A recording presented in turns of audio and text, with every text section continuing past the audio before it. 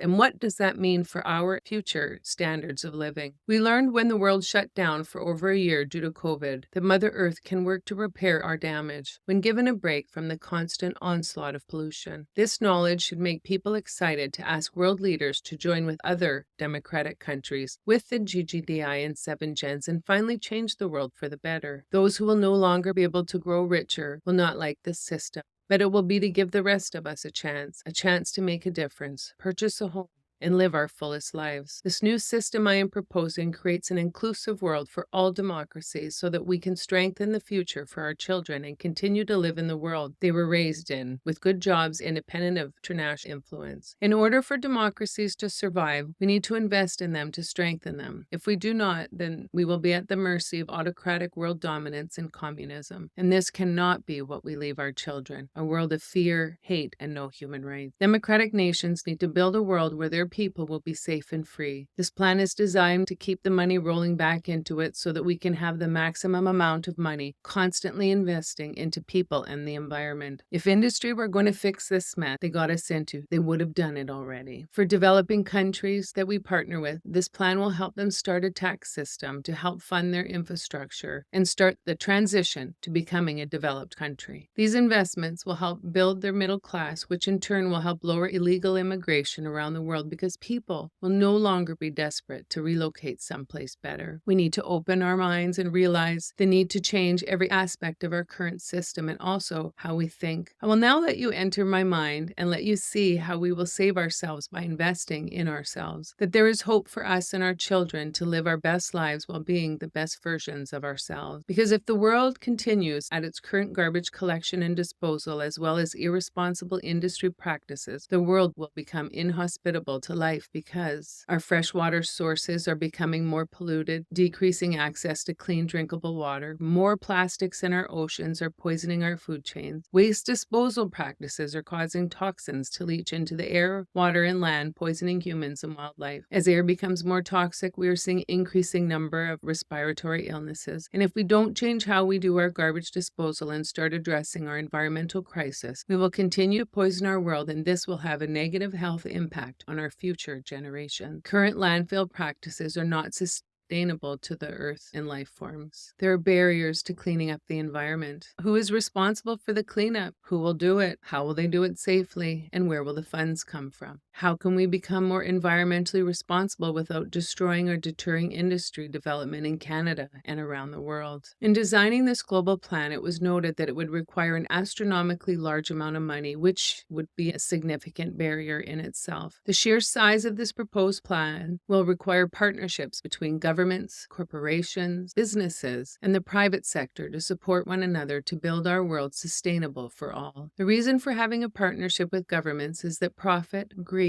cost-cutting, and jobs will always influence the private and for-profit sector. For example, our Canadian government has all the departments to enable us to get this plan up and moving, and Mother Earth does not have the time for us to start from scratch. We need to mobilize and start building our new Earth.